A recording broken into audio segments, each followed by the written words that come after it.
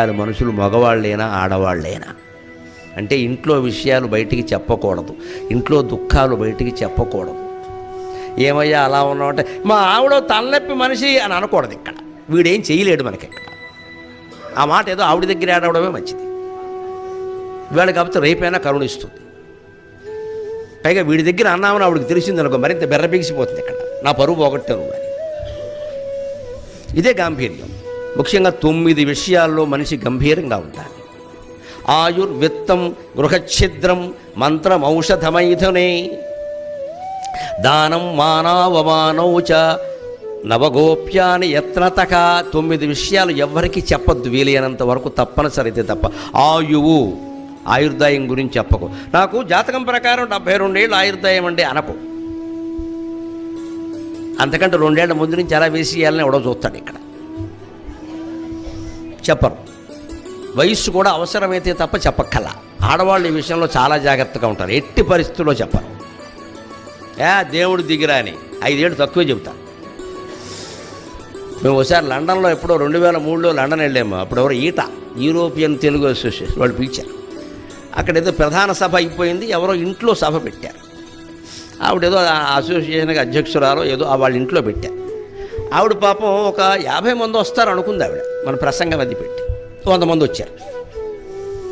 వచ్చేసరి ఆవిడ కంగారు పడిపోతుంది. పాపం కూర్చుందో చూడలేదు, ఏదో హాల్ ఉంది అక్కడ, ఏవో 10 కుర్చీలు ఉన్నాయి అక్కడ, కూర్చుందో చూడలేదు. పైగా ఉన్నవేవో 10 కుర్చీలు ఇంకో 10 ఎక్కడి నుంచి తెప్పించారు. 20 మంది అందులో సర్దేసుకున్నారు. అందరూ ఎవరు కింద కూర్చోట్లేదు. ఎలాగండి నరసింహరావు గారు, మిమ్మల్ని పిలిచాం, ఏమో 50 మంది అనుకుంటే 100 మంది వచ్చారు, ఏమో భోజనాలు పులిహోరలు అంటే ఏదో చేస్తామండి ఇక్కడ. ఈ ఎలా సిట్టింగ్ అరేంజ్మెంట్లు ఇది గదిలో, మీకు కంగారు పడకండమా నేను చెప్తాను. నేను వెంటనే మైక్ ఎందుకున్నాక ఒక్క విషయం చెప్పాను. 40 ఏళ్ళు దాటిన వాళ్ళందరూ పైన కూర్చుంటారు, మిగిలిన వాళ్ళు కింద కూర్చుంటారన్న. మొత్తం లేడీస్ కింద కూర్చున్నారు.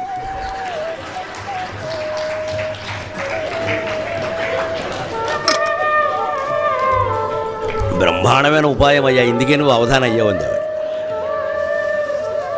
తెలిసిపోతున్నారు మొహం చూస్తే ఆవిడకి 80 ఏళ్ళు అయినా కింద కూర్చుంది. ఎందుకంటే నాకు బిలో 40 అనుకోవాలి అందరూ. అంత తాపత్రయం ఏమిటి? నేను ఆక్షేపించడం కోసం చెప్పట్లా, తత్వం కోసం చెబుతున్నా. ఎందుకు స్త్రీలు ఇలా ఆలోచిస్తారంటే అది తెలుసుకుంటే మనం మార్చుకోవచ్చు. ప్రకృతి తత్వం స్త్రీ, ఆత్మతత్వం పురుషుడు, తేడా అది. ప్రకృతి తత్వం స్త్రీ. ప్రకృతి ఎప్పుడూ నవనవలాడుతూ ఉండాలని, నవనవోన్మేషంగా ఉండాలని, చిగురాకులా ఉండాలని, సర్వాభరణాలతో ఉండాలని కోరుకుంటుంది. ఆత్మకి అవి ఉండవు. అందుకే శివుడికి ఏ ఆభరణాలు ఉండవు, ఏనుగుతోలు బూడిద. అమ్మవారు రత్నగ్రీవేయ చింతాకలోల ముక్తా ఫలాన్విత అరుణారుణ కౌసుంభ వస్త్ర భాస్వత్కటీతటి. ఏమిటది? ఎటువంటి ఆభరణాలు? ఏకంగా వ్యాస మహర్షి 20 శ్లోకాలు చెప్పాడు అమ్మవారి ఆభరణాలు అందం అంతా. ఆవిడ ప్రకృతి, పార్వతి. స్త్రీ, ప్రతి స్త్రీ అంతే. ప్రకృతిలాగా ఎప్పుడూ నవనవలాడుతూ ఉండాలి, వృద్ధాప్యాన్ని అంగీకరించదు ఆ తత్వం. కానీ తప్పదు కదా, అందుకని వారికి వారే గ్రహించుకోవాలి క్రమంగా. పోనీ 60 కాదు 70 దాటే కానీ ఇంకా నాకేమిటి 70 వచ్చాయి అంటూ ఉండాలి. అంటే మనస్సులో వైరాగ్యం పెరుగుతుంది, సుఖంగా ఉంటాం. లేకపోతే ఇక్కడ మళ్ళీ మామిడికాయ తొక్క, అనపకాయ మొక్క ఇవన్నీ చూసుకోవడమే. ఇక్కడ బ్యూటీ క్లినిక్. ఇప్పుడు నేను వస్తువు చూసా, బొటిక్ అని ఉంది అక్కడెక్కడ. దాని స్పెల్లింగ్ చూసా, ఓహో ఇందుకే ఇది ఇలా ఉందాను. ఎప్పుడు స్పెల్లింగ్ చూడలే నేను. బొటిక్ అని BOUTTIQUE అని ఉంది. ఓ బాగా కంఠస్థం చేశాను, సరదా నాకు అటువంటి. ఓహో ఇదా బొటిక్ అంటే అనమాట. అంటే ఏమిటి? తెలుగులో చూడండి మీరు, బొట్టి క్యూ అనమాట, QUE. తెలుగులో బొట్టి అంటే చిన్నపిల్ల, బొట్టిగాడు అంటే చిన్నపిల్ల. ఇవి బొట్టిక్కలకి బ్యూటీ క్లినిక్లకి ఎందుకు కడతామంటే ఎప్పుడు చిన్నపిల్లలాగే ఉండాలని మనకి తాపత్రయం. బొట్టి క్యూ, ఆ బొట్టి కోసమే క్యూలో నిలబడతాం. ఇక్కడ గొప్ప స్పెల్లింగ్ పెట్టాడు రావడం అనుకున్నాను. తెలుగులో బొట్టి అంటే చిన్నపిల్ల, చిన్నపిల్ల అంటే బొట్టిగాడంట. అది ఆక్షేపణ కాదు, మామూలుగా. అంటే సహజంగా ప్రకృతత్వం కావడం వల్ల ఎప్పుడూ నవనవలాడుతూ ఉండాలని, నవనవోన్మేషంగా ఉండాలని కోరుకుంటుంది. పురుషుడు ఆత్మకి ప్రతినిధి, భగవంతుడికి ఆత్మతత్వానికి ప్రతినిధి. ఆత్మకి అవే ఉండవు ఇక్కడ. నిరాధార నిరంజన పశుపతి గోత్రస్య నిర్లేప నిర్మలా నిత్య నిరాకార నిరాకుల నిర్గుణ నిష్కళ శాంత నిష్కామ నిరుపప్లవ నిష్కారణ నిష్కళంక నిరుపాతిర్ నిరీశ్వర నీరాగ రాగమధని నిర్మదా మదనాశిని నిశ్చింత నిరహంకార నిర్మోహ మోహనాశిని నిర్మమ మమతాహంత్రి నిష్పాప పాపనాశిని. ఇలా ఉంటాయి. ఈ నిర్ అనేది 60 నామాలు వస్తాయి. లలితా సహస్రంలో పరిశీలించుకోండి, 60 నామాలు ఉంటాయి నిరుతోటి. ఈ 60 ఆత్మతత్వం, అది శివతత్వం. ఈ ఆభరణాలు ఇవన్నీ అమ్మవారి తత్వం. ఇద్దరు ఒకటే, కానీ రెండు అయిన తర్వాత రకరకాలుగా ఉంటారు. మన ఇంట్లోనే ఇద్దరు పిల్లలు రెండు రకాలుగా ఉండగా చూడడం లేదండి. ఇద్దరు మనకి తల్లిదండ్రులకు జన్మించిన వాళ్ళు, ఏం తేడా లేదు ఇందులో. కానీ ఇద్దరు రెండు రకాల స్వభావాలు కనిపిస్తున్నాయి అంతే. ఎందుకంటే పూర్వజన్మ కర్మ కూడా ఉంటుంది ఇక్కడ. మనం ఏమనుకుంటాం, సహజం, వాడు చిన్నప్పటి నుంచి సహజం అంటే ఏమిటి? సంస్కృతం చాలా గొప్ప భాష. సహజం అంటే సహా జాయతే ఇది సహజం. సహా జాయతే అంటే కూడా పుట్టింది. వాడు పుట్టినప్పుడే ఆ బుద్ధి కూడా పుట్టింది. వాడు పోయేవాడుకు అది పోతుంది, అది సహజం. అంతేగా న్యాచురల్ అని అర్థం చెప్పకూడదు. ఇంగ్లీషు భాష ఏ రకంగానూ సంస్కృతం ముందు సరిపోదు అసలు. మీరు అర్థం చెప్పడానికి వీల్లేదు. అక్కడ యజ్ఞం అంటే సాక్రిఫైస్ అనడం దిక్కుమాలిన మాటలు ఇవన్నీ. వాడికి యజ్ఞాలు లేవు, ఏదో పేరెట్టాడు. ఉపనయనం అంటే థ్రెడ్ మ్యారేజ్ అండి. అది మ్యారేజ్ ఏమిటండి? అదేం మాట అండి? థ్రెడ్ మ్యారేజా? థ్రెడ్ మ్యారేజీ, బెడ్ మ్యారేజీ, యథో మాట. అది మ్యారేజ్ ఎలా అవుతుంది? అది ఉపనయనం మ్యారేజ్ను తిరస్కరించే విధానం. అది ఉపనయనం సరిగ్గా అర్థమైన వాడు పెళ్లి చేసుకోడు. ఉపనయనం బ్రహ్మోపదేశం. తండ్రి కూర్చోబెట్టి పక్కవాడికి కూడా వినే అవకాశం లేకుండా పళ్ళెం మీద చెంచా పెట్టి మోగించి బ్రహ్మోపదేశం చేస్తున్నాడు చెవులో. ఆ గాయత్రి మంత్రం అర్థమైన వాడు పెళ్లి చేసుకోడు వాడి జీవితంలో. అలా ఉండమని బ్రాహ్మణ అబ్బాయికి కాదు, యజ్ఞోపవీతం వేసుకుని అందరికీ చెప్పింది సంస్కృతి. నీకు ఉండగలిగితే ఉండు, వీడికి అది అర్థమే చేస్తే కదా. అప్పుడు కూడా ఏదో సెల్ఫీలు దిగడం, ఫోటోలు దిగడం.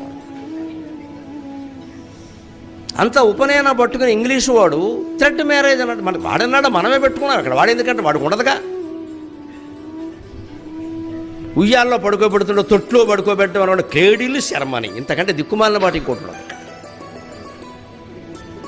ఆ తొట్టి అది భగవంతుడు ఉండేటువంటి తొట్టి. దాని గొలుసులు 4 వేదాలు.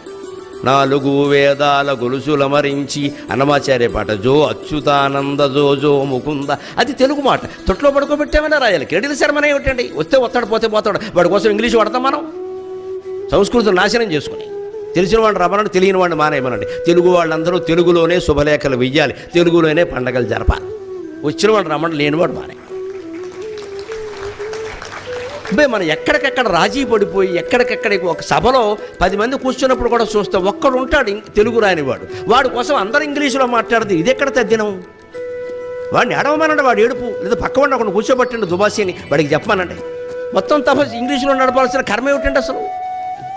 మనకి ఆలోచన ఇంత లూజ్ అయిపోయాం మనం. ఇక్కడ తమిళులు ఎవరో అలా చేయరు. వాళ్ళకి నమస్కారం, వాళ్ళ గడ్డ మీదకి వచ్చి నమస్కారం చేస్తున్న వాళ్ళకి నమస్కారం.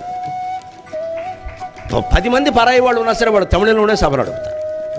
మనకు ఆ పట్టుదల లేదు ఇక్కడ. వారికి అర్థం కాదేమో, అర్థం కాకపోతే వ్యర్థం అవుతుంది వాడి కర్మ, మనకు అనవసరం. వాడికి ఒక్కడికి ఓ దుబాసీని పెట్టు పక్కన కావాలంటే. వాడు చీఫ్ గెస్ట్ కానీ సభాధ్యక్షుడు కానీ ఏదైనా కానీ మనం ఎందుకు మాట్లాడాలి? ఆ పట్టుదల ఉండాలి.